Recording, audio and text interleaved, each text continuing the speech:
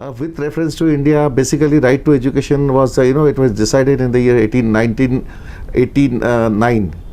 There was a UN convention, and at that time it was decided that it has to be implemented in India. Because more than 70% of the people were illiterate at the time, means like you can say.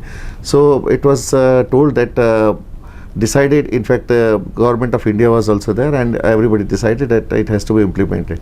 Now right to education with each and every child, means from the age of 6 to 14 years. As such, actually the government of India has decided 14 years, but the UN convention, it was decided up to the age of 18 years.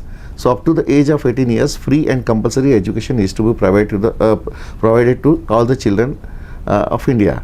Now when you say free, because India is a developing country, and most of the children or the parents, they cannot afford to pay the fees, high fees you can say.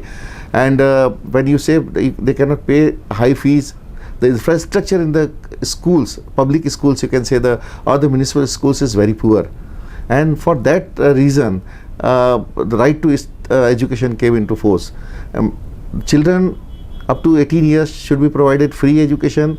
It is not only free education, but at the same time they have to be provided with the meal, they have to be provided with all the facilities and the books and even the uniforms and everything to be provided free of cost to the students, so that at least they can complete their elementary education.